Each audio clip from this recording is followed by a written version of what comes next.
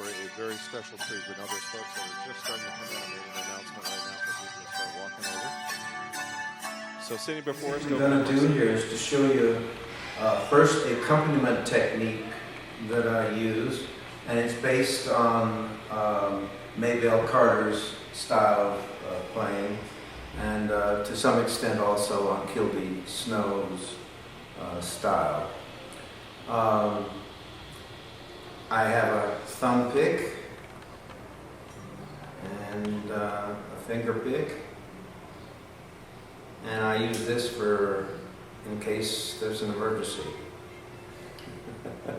In case this one comes off or this finger gets tired. And basically the thumb goes down towards the ground and the finger comes up.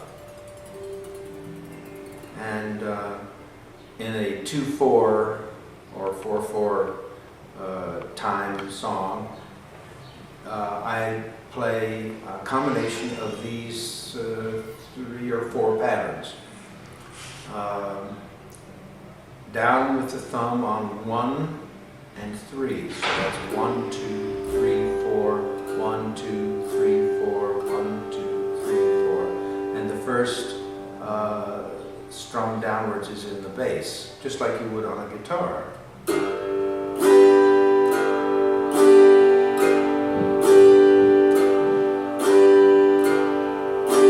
that's the basic pattern.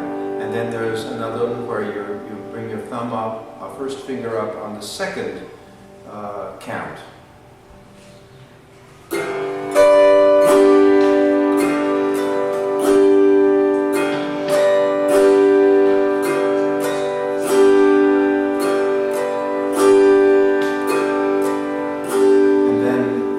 Another pattern, which is bringing your finger up on the 4th count. It's kind of a banjo gallop.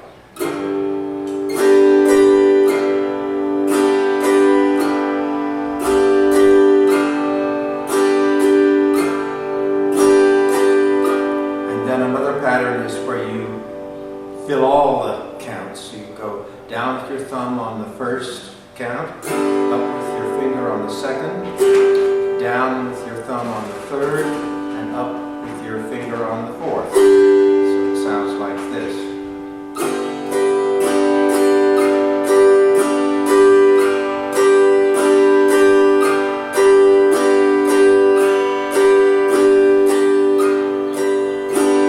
So when you're actually accompanying a song in 2/4, and most Southern songs are 2/4, you combine these, and you just have to learn how to do that by listening. And so it sounds something like this.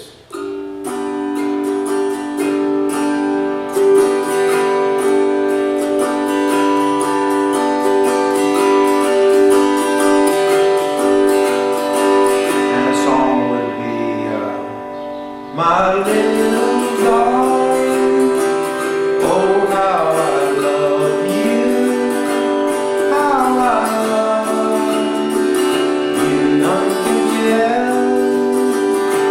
In your heart, you love, little darling, child of mine.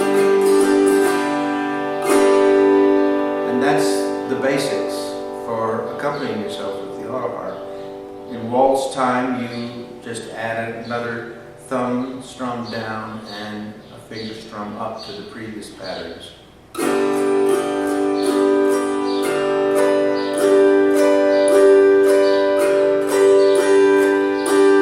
Or,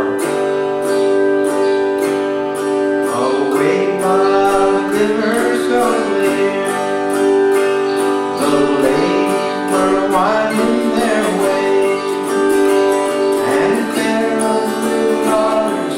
Down in the water, bathing through the day.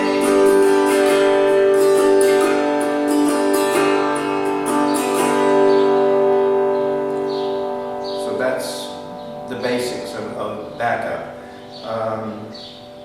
I rest my arm here and kind of have a loose rotating wrist. That's a little bit like actually what you would see Ron Wall or Brian do, but what we do with our sounds is a little bit different.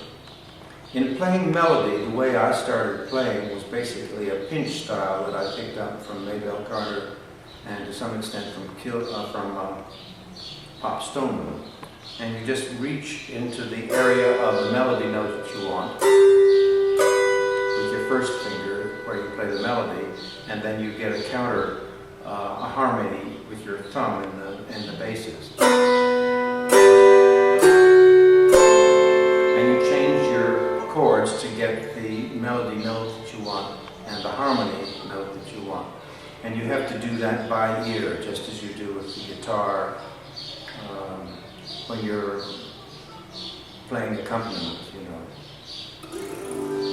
So if I wanted to play that song that I played a minute ago, Darling Pal Mine, I would press down the G, and the way Kilby Snow described it is you break up across the chord notes and then get the melody note last that you want, so that you can identify it.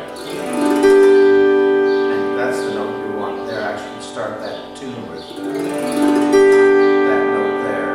And then you play, you have to press down a different chord to get the next melody note. It actually doesn't sound. I've got to fix that one.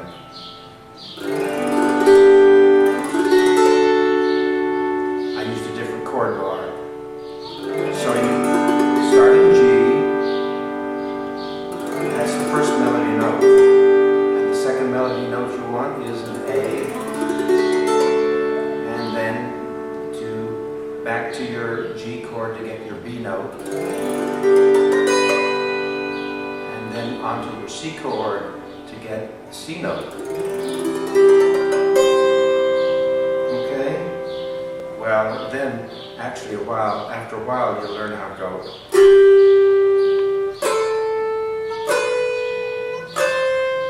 with your first finger by strumming down with your first finger pick.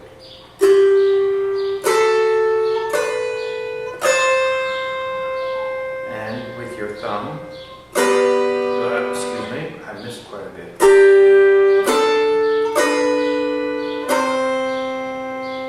So that's G, G, D, D, C. That's how you play your melody. It's in basic Southern Maybelle Carter and Pop Stoneman style.